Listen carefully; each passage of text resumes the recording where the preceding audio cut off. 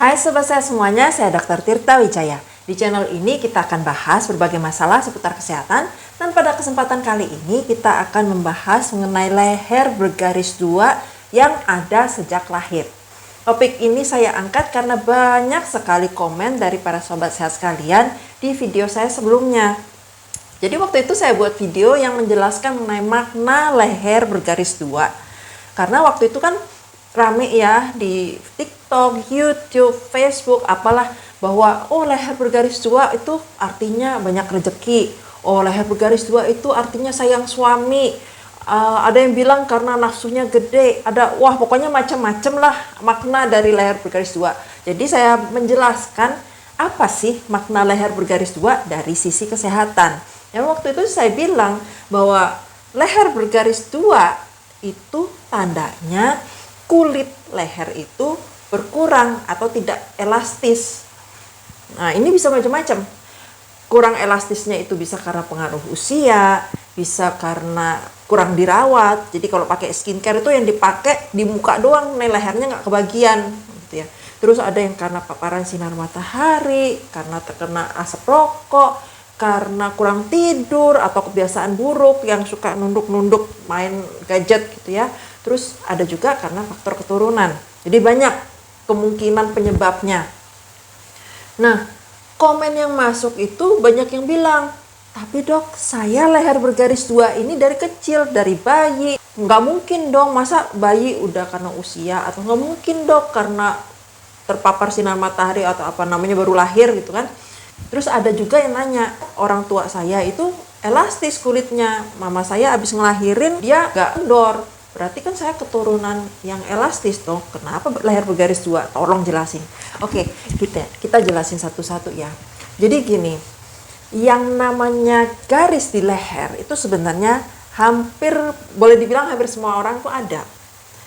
Itu sama seperti garis di tangan, di jari. Coba kalau sobat saya lihat ya, di tangan kita itu kan ada garisnya.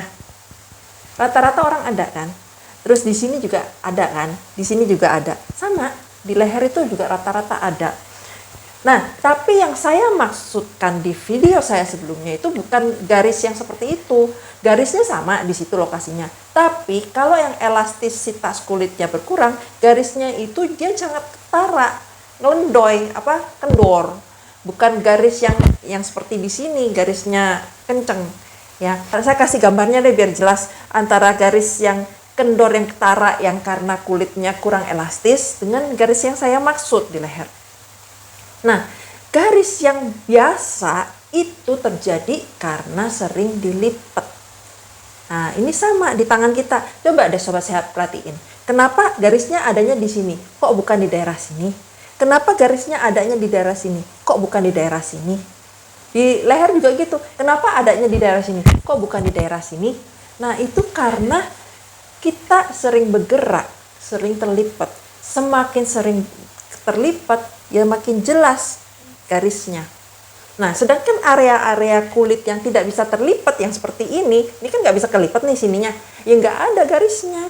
Nah, itu yang ada sejak lahir.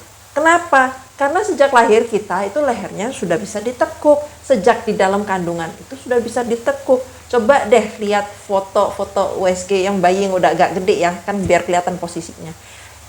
Ketekuk kan? Makanya bayi baru lahir itu ya rata-rata memang ada, meskipun kulitnya sangat elastis karena sering ditekuk. Makin sering ditekuk, makin bergaris dia.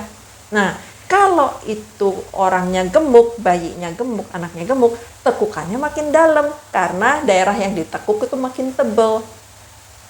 Itu sama nanti seperti kertas ya. Kalau kertasnya tebal, ditekuk dia makin ketara bekas tekukannya. Kalau kertasnya tipis, tekukannya juga tipis. Itu adalah yang ada sejak lahir. Jadi bukan maknanya kalau ada sejak lahir itu bagus. Ya kalau dibilang bagus ya bagus, artinya lehernya bisa ditekuk. Kalau leher nggak bisa ditekuk itu nggak bagus, ntar ngelahirinnya susah. Udah gitu setelah lahir juga susah, nggak bisa nekuk leher. Jadi memang bagus, benar bagus. Tapi bukan bagus dalam artian banyak rezeki, dalam apa? Enggak, ya karena artinya itu lehernya normal, bisa ditekuk, bisa digerakin. Nah sekarang kita akan jelaskan mengenai yang masalah keturunan. Oke, memang di video saya sebelumnya itu saya jelaskan juga bahwa salah satu sebab elastisitas kulitnya menurun itu karena faktor keturunan. Jadi meskipun masih muda, terus nggak terpapar apa segala macam, bisa dia elastisitas kulitnya berkurang karena faktor keturunan. Nah, terus yang tanya kan gini, mama saya dia elastisitas kulitnya bagus, setelah melahirkan nggak kendor, berarti saya keturunannya bagus dong, kok lehernya garis 2? Ya kita jangan lupa bahwa dari faktor keturunan iya memang kulitnya elastis, tapi kan ada faktor-faktor lainnya yang saya jelaskan juga. Jadi bukan berarti kalau kita punya kulit elastis yang didapat dari faktor keturunan, bukan berarti bahwa kita tuh kebal terhadap faktor-faktornya lain. Enggak. Jadi istilahnya tuh kayak gini loh, kalau kita punya orang tua, orang tuanya kaya raya, kita dapat warisan duitnya kan, kita dapat warisan hartanya. Bukan berarti kita itu kebal miskin, hartanya itu sudah jadi milik kita selamanya. Enggak juga. Kalau kita nggak pintar ngelolanya, kalau kita foya-foya, hambur-hambur, ya habis juga, biarpun itu hartanya itu gunung emas ada 7 gunungnya, ya kalau kita nggak benar ngelolanya habis juga. Sama seperti masalah kulit ini, meskipun nih seandainya kita punya keturunan kulit yang elastis dari orang tua, kalau benar ya, belum tentu kita itu bisa mempertahankan. Kalau kita kurang tidur, sering rokok, kena asap rokok baik aktif ataupun pasif, terus jemur-jemuran, udah gitu pakai skincare-nya, pakai tabir suryanya di muka doang, lehernya nggak kebagian, terus suka main handphone, duduk, terus ketekuk, terus ya meskipun elastis ya rusak juga lah. Jadi keturunan itu bukan foolproof way, nggak bakalan kendor gitu loh. Kita punya modal lebih bagus dibandingkan orang lain yang nggak elastis, tapi kalau kita nggak bisa ngejaganya ya rusak juga.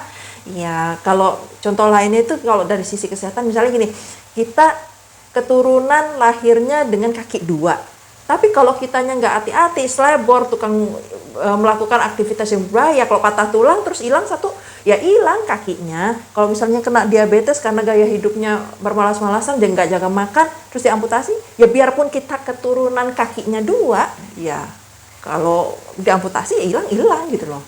Jadi memang keturunan ada faktornya, tapi hal-hal lainnya juga perlu dipertimbangkan. Itu dari faktor keturunan secara garis besar. Kalau kita masuk lebih rinci lagi, yang keturunan itu kan sebenarnya kita dapatnya dari 2 pihak ya, dari ayah sama dari ibu. Ibu kita kulitnya elastis, belum tentu kita juga kulitnya elastis kalau misalnya kita dapatnya dari ayah, ya kan? Jadi nggak bisa tuh pukul rata, mama saya kulitnya elastis, saya pasti kulitnya elastis. Nggak juga, nggak tentu juga.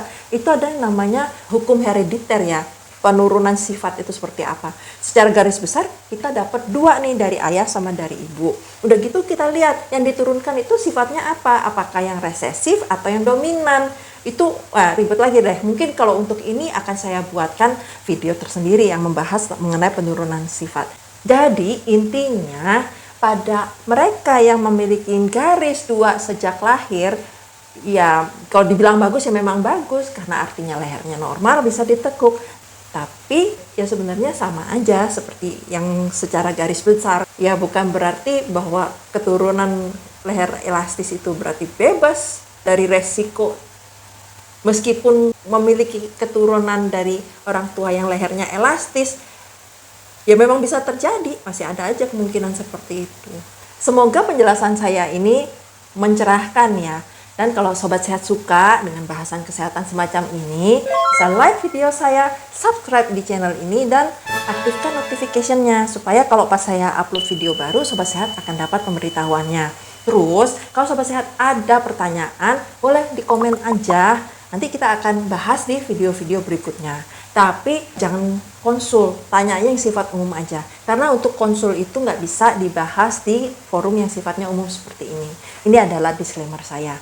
Semoga apa yang saya sharingkan kali ini bermanfaat dan jadi berkat. Sampai jumpa di video-video berikutnya. Salam sehat selalu.